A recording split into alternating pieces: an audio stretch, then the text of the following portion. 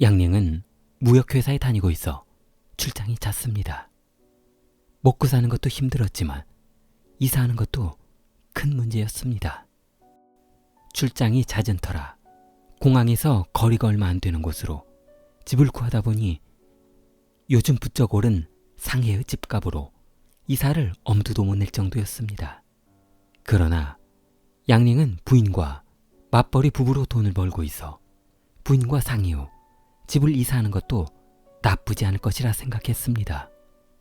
두 사람은 큰맘 먹고 보증금을 대출받아 공항에서 멀리 떨어지지 않은 상해 시내에 임대 아파트를 장만했습니다.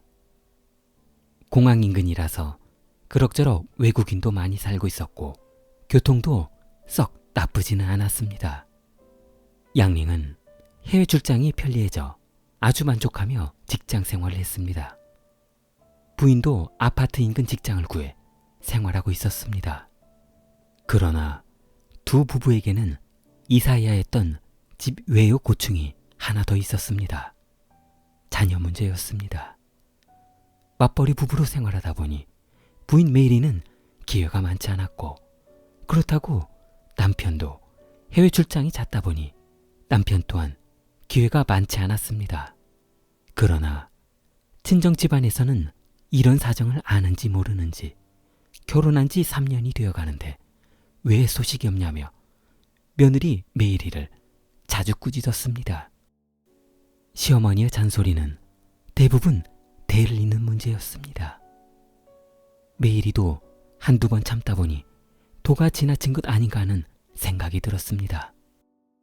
하지만 가정의 불화를 초래하고 싶지 않았던 메이리는 참고 또 참으며 생활했습니다. 대출금 이자도 갚아야 하며 생활비도 벌어야 했고 하루가 다르게 올라가는 물가로 씨름만 하고 있었습니다. 더 좋은 직장을 구하기 위해 메이리는 틈나는 대로 영어학원에 다녔습니다. 상해에서는 기본적으로 영어를 구사해야만 좋은 대우를 받을 수 있기 때문입니다. 메이리는 외국인과 회화도 많이 해보며 실력을 쌓아갔습니다. 남편이 해외 출장에서 돌아왔고 그나마 며칠간 상해에 머무를 시간이 있어 이번 기회에 남편과 아이를 만들어야겠다는 각오를 단단히 했습니다.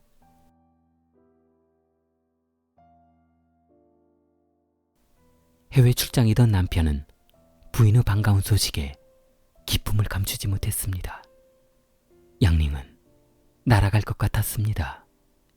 더 이상 부모님에게 아이도 못 낳는 불효자라는 소리를 안 들어도 되고 처갓집에 떡두꺼비 같은 손자를 안겨줄 생각에 타국만리해서 눈물이 쏟아졌습니다. 양냉은 출장 중에 어머니와 아버지에게 부인 임신 소식을 전했습니다.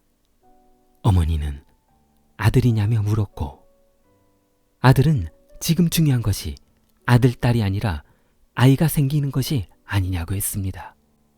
그러나 어머니는 아무리 그래도 이왕 손주가 생길 바에야 대를 이을 것을 생각하면 아들이 좋지 않겠냐고 말했습니다.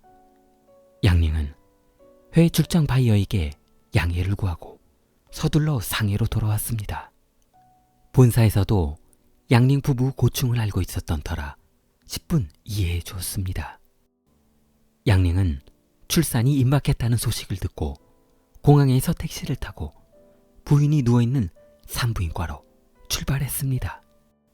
부인의 출산은 2015년 6월 5일 내일 새벽으로 예정되어 있어 상당히 호흡이 가빴습니다. 양냉은 만삭이 된 부인의 배를 보고 걱정이 앞섰습니다. 담당 의사 손을 꼭 잡으며 사정했습니다.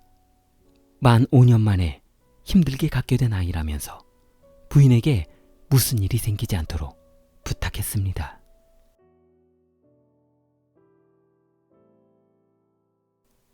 날을 새고 분만실로 들어간 부인 메이리는 출산이 순조롭지 못했습니다. 의사는 다급한 마음에 남편 양냉을 찾았습니다. 시어머니는 아들인지 딸인지 궁금하다면서 출산 전부터 아들을 다그쳤습니다. 의사는 이대로는 출산이 어렵다며 제왕절개를 하지 않을 경우 산모와 아이 모두 잃을 것이라고 했습니다. 양릉은 선택의 여지가 없었습니다. 아이만 살릴 수도 부인만 살릴 수도 없는 상황이었습니다. 양릉은 제왕절개를 동의했습니다.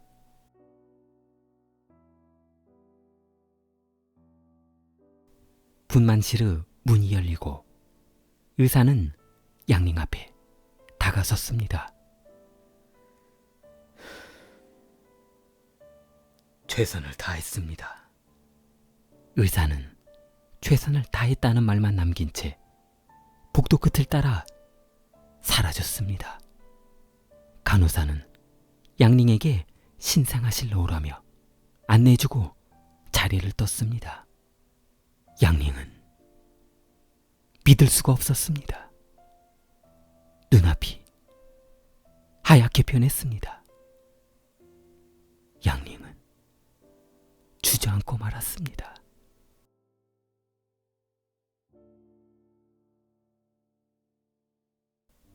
흑인이었습니다. 간호사가 들고 있는 신생아는 흑인이었습니다. 순간 양릉의 목구멍은 바짝 타들어갔습니다. 간호사에게 뭔가 잘못했다며 두꺼운 유리창에 두드리며 소리쳐봤습니다. 간호사는 고개만 숙이고 있었습니다. 아이의 발목에 차고 있는 친부 이름을 확인했으나 양릉, 본인의 이름이었습니다.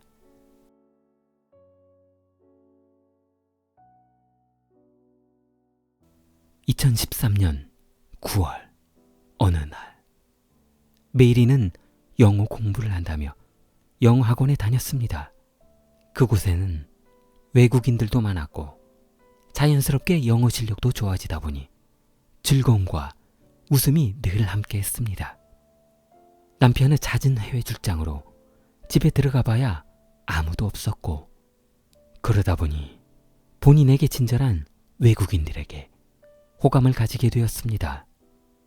그중 본인에게 특히 잘해주었던 흑인 톰과 가깝게 지내게 되었고 외국인 특유 스킨십에 매료되어 외로웠던 그녀는 빠져나올 수 없었던 것입니다.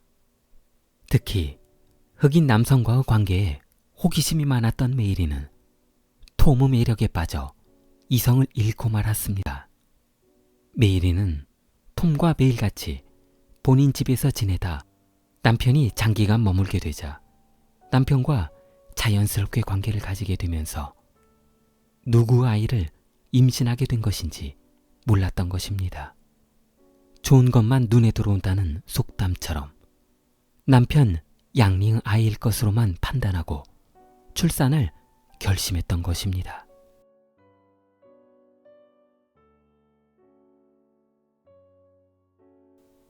그러나 충격적인 것은 남편 양릉은 불임이었습니다. 남편이 불임이었던 이유로 5년간 아이를 가질 수 없던 것입니다. 남편의 충격은 이만저만이 아니었습니다. 친자 관계를 생각해보니 머릿속이 너무 아팠습니다.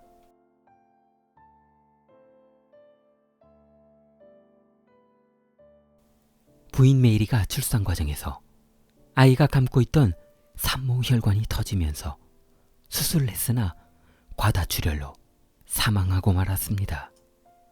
부인의 죽음으로 큰 충격에 빠졌던 양릉은 부인의 사망에 슬퍼하기도 전에 조금 전 생각하다 말았던 아이의 친자 관계가 문제였습니다.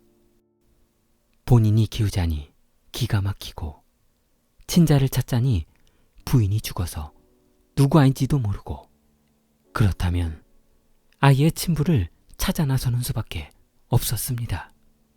양릉은 수소문 끝에 흑인 영어 강사 톰을 병원으로 데려왔습니다.